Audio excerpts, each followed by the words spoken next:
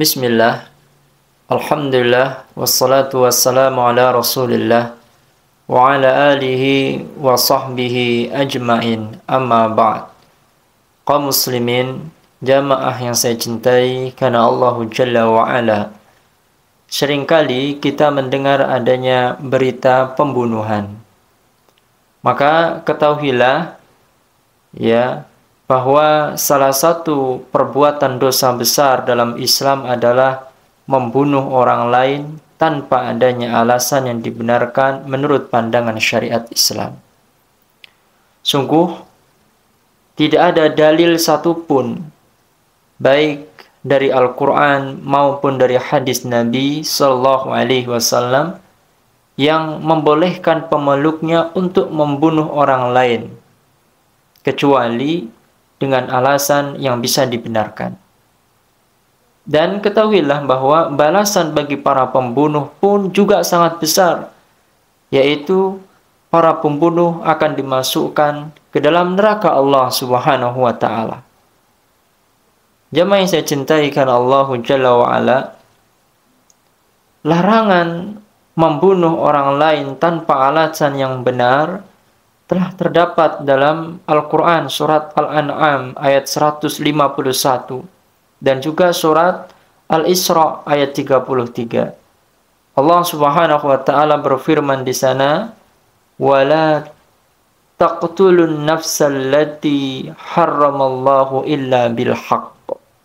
Kata Allah Jalla wa Ala, dan janganlah kamu membunuh orang yang diharamkan Allah untuk membunuhnya, kecuali dengan suatu alasan yang benar, illa bil haq, kecuali dengan alasan yang benar. Dan ulama menjelaskan bahwa dosa terbesar setelah kekafiran adalah membunuh. Dan terdapat banyak alasan yang menjadi penyebab haramnya membunuh itu. Di antaranya yang pertama, membunuh itu diharamkan karena sejatinya ia telah menggagalkan keberadaan manusia di dunia, yang mana Allah Subhanahu wa Ta'ala telah memberikan tugas untuknya untuk mengurusi dunia ini. Adapun yang kedua, membunuh artinya ya sama saja ia telah memutuskan ya maksud dan tujuan Allah Subhanahu wa Ta'ala menciptakan manusia itu sendiri, yakni untuk beribadah kepada Allah. Maka ketika seorang itu dibunuh, ia tidak akan lagi bisa beribadah kepada Allah Subhanahu wa Ta'ala. Dan yang ketiga, ya, tidak diperkenankan membuat kerusakan di dunia, dan membunuh adalah bentuk kerusakan. Ya, salah satu bentuk dari bentuk merusak alam semesta raya ini, yaitu dengan membunuh manusia. Dan Allah Subhanahu wa Ta'ala membenci kerusakan ini. Adapun yang terakhir, bahwa semua perbuatan, yakni yang keempat, semua perbuatan yang membahayakan orang lain itu tidak dibenarkan dalam Islam. Dan membunuh termasuk salah satunya. Jadi inilah jamaah saya cintai karena Allah Subhanahu wa Ta'ala. Inilah alasan mengapa pembunuhan itu diharamkan oleh Allah. Dan sungguh Allah Subhanahu wa Ta'ala berfirman dalam Al-Quran surat Al-Ma'idah ayat 32. Man qatala nafsan bi ghairi nafsin aw fasadin fil ard faka'annama qatalan nasa jami'ah.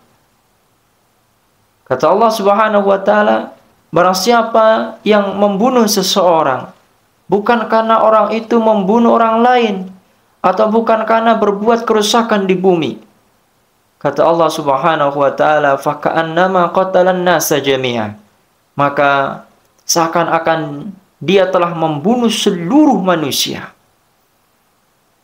Telah dijelaskan bahwa maksud dari orang yang membunuh orang lain sama halnya dengan membunuh semua manusia, jemaah. Ya.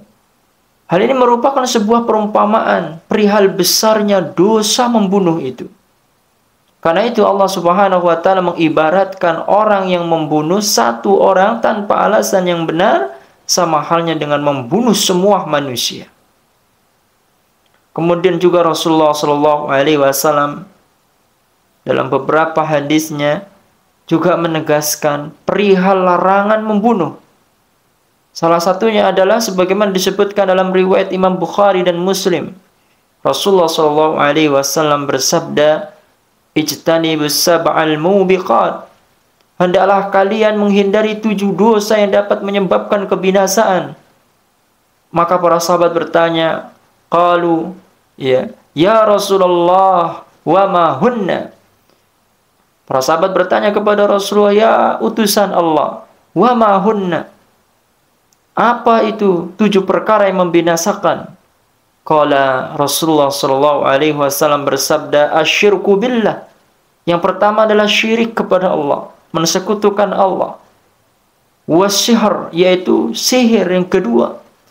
Wa qatlun nafsi allati harramallahu illa bilhaq.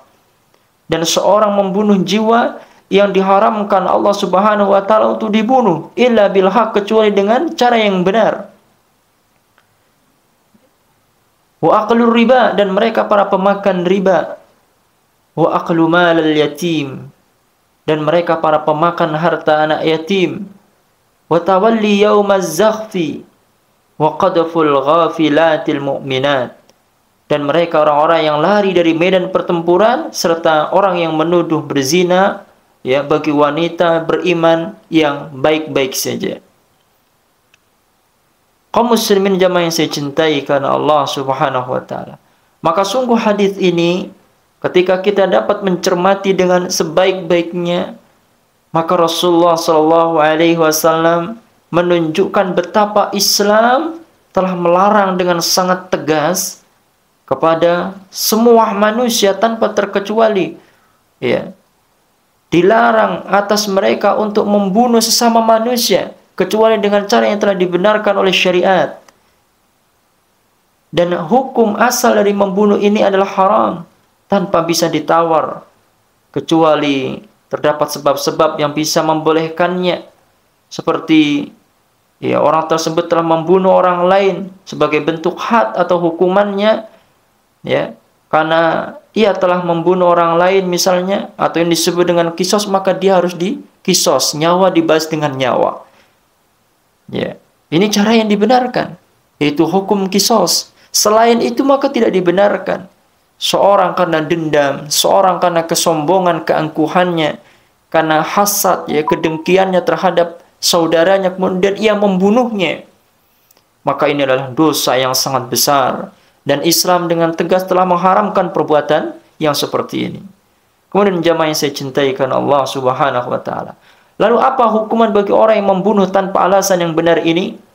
Maka sungguh ketahuilah bahwa orang yang membunuh, maka Allah Subhanahu wa taala telah menegaskan dalam Al-Qur'an bahwa balasan orang-orang yang membunuh tanpa alasan yang benar dan dilakukan dengan sengaja, maka balasan untuk mereka yang paling pantas adalah api neraka Jahannam. Hal ini sebagaimana disebutkan dalam Quran surat An-Nisa. Allah Subhanahu wa taala berfirman, "Wa may yaqtul mu'minan muta'ammidan fajazauhu jahannam khalidan fiha." Kata Allah, dan barang siapa yang membunuh orang yang beriman dengan sengaja, ia membunuh orang yang beriman muta'ammidan dengan sengaja, fajazauhu jahannam khalidan fiha. Kata Allah, maka balasan bagi mereka adalah Jahannam, yaitu api neraka Jahannam yang menyala-nyala. Khalidan fiha, dan dia kekal di dalam api neraka Jahannam tersebut. Wa ghadiballahu alaihi wa la'anahu wa a'adda lahu 'adzaban 'azima. Apa kata Allah Subhanahu wa taala? Sungguh Allah itu murka dengan mereka para pembunuh. Dan Allah Subhanahu wa taala melaknatnya serta menyediakan azab yang sangat pedih baginya. Sungguh ini adalah ayat di mana Allah Subhanahu wa taala telah menegaskan kepada semua manusia, jemaah yang cintai karena Allah, bahwa orang yang membunuh, orang yang beriman dengan sengaja akan mendapatkan 3 balasan dari Allah Jalla wa Ala. Yang pertama adalah apa? fajazauhu jahannam. Dia kekal di dalam api neraka jahannam khalidan fiha. Kemudian yang kedua, wa ghadiballahu alaihi. Ia mendapatkan murka dari Allah Subhanahu wa taala wa la'anahu, dan mendapatkan laknat dari Allah. Wa'adda lahu 'adzaban 'azima, dan akan mendapatkan siksa yang sangat pedih di dalam neraka tersebut. 3 balasan yang sangat berat bagi para pembunuh nanti di yaumil qiyamah, jamaah yang cintai karena Allah.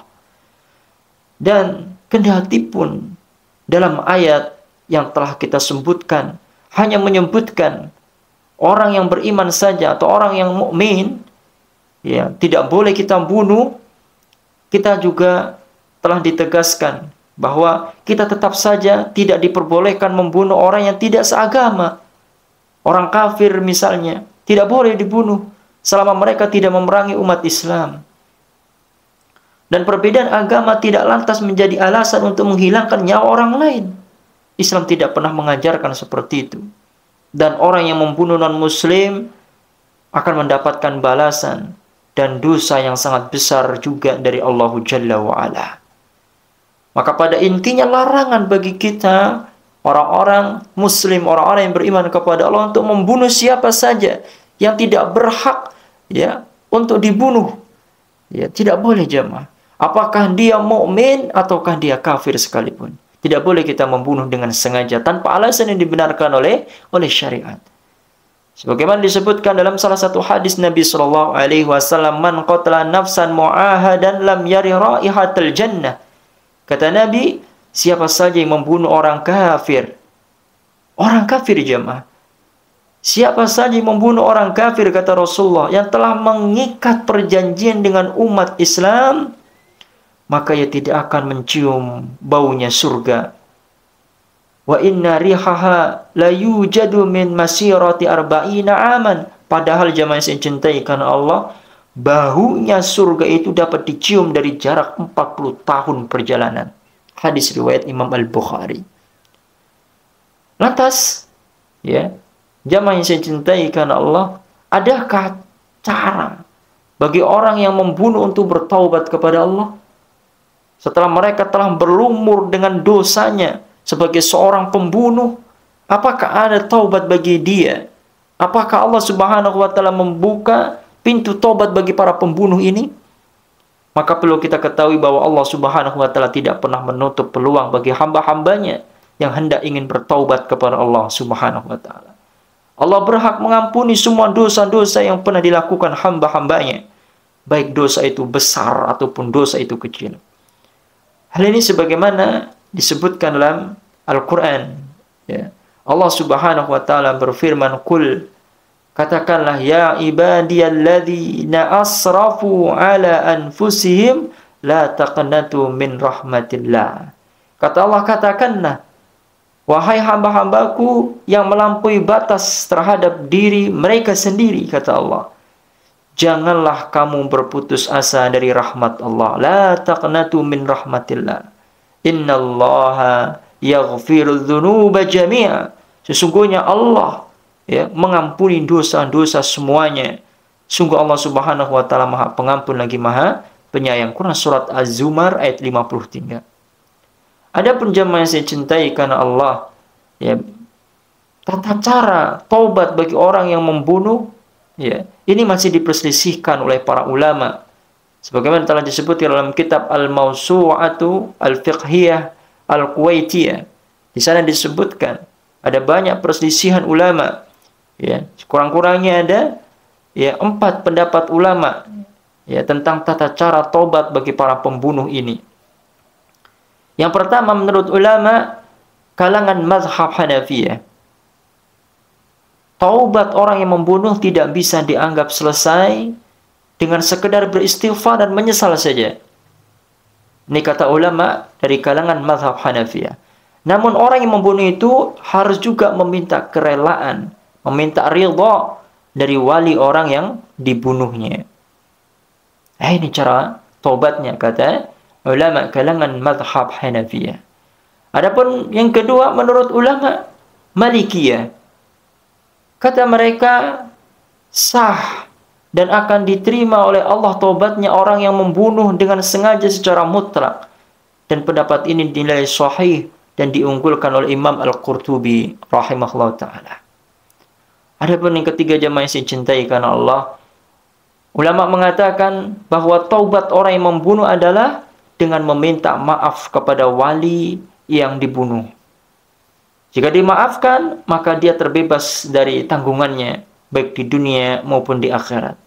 Hanya saja, ya, kata ulama tersebut, ya, dia masih memiliki dosa kepada Allah selama tidak bertaubat dengan taubat yang benar, taubat nasuha, taubat yang benar-benar menyesali dan ya berazam tidak mau mengulanginya, yaitu dengan ya niat yang lurus bahwa dia benar-benar ingin mensucikan diri, menyesal dan tidak mau mengulangi perbuatan yang sama atas dosa tersebut.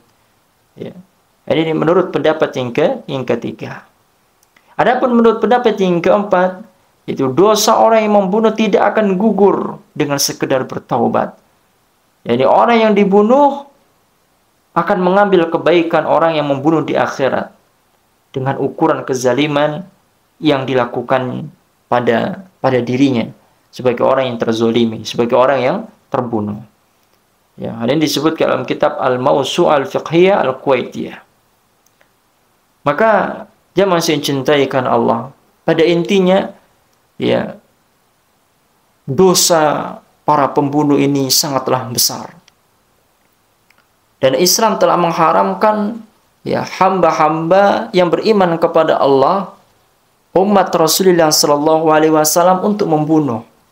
Islam dengan tegas melarang hal tersebut. Baik itu dilakukan ya, baik itu membunuh orang yang beriman ataupun membunuh orang yang kafir sekalipun tidak diperbolehkan. Kecuali dengan cara-cara yang telah dibenarkan dalam Islam, semisal qisas. Ya, inilah hukum yang dibenarkan. Namun selain daripada ini maka tidak diperbolehkan. Akan ada balasan-balasan yang sangat mengerikan sekali. Ya, akan ada balasan dari Allah, yaitu api neraka jahanam, murka, laknat Allah dan azab yang sangat pedih. Na'udzubillah min dzalik. Semoga Allah Subhanahu wa taala menjauhkan kita dari perangai-perangai keburukan semacam ini. Maka jemaah yang saya cintai karena Allah Subhanahu wa taala, perbuatlah kebaikan di atas muka bumi ini. Dan kita senantiasa memohon doa kepada Allah agar Allah Subhanahu wa taala menjauhkan kita dari perbuatan-perbuatan kriminal yang seperti ini. Maka kita nasihatkan kembali kepada kita semua, ya, jadikanlah Allah Subhanahu wa taala sebagai apa? Sebagai peringatan, ya, atas firman-firman Allah Subhanahu wa taala yang telah disampaikan kepada kita melalui risalah Rasulullah sallallahu alaihi wasallam, yakni Al-Qur'an dan hadis-hadis Nabi. Itulah pedoman kita.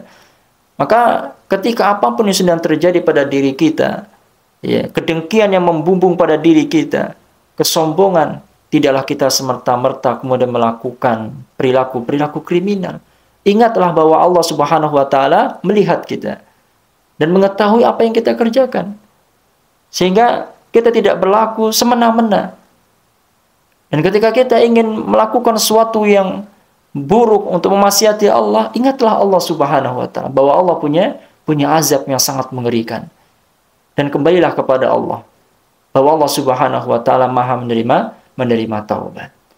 Semoga yang sedikit ini bermanfaat untuk kita semua, ya. Dan semoga Allah Subhanahu wa taala memberikan taufik kepada kita. Hadza wallahu taala alam bisawab wa barakallahu fikum.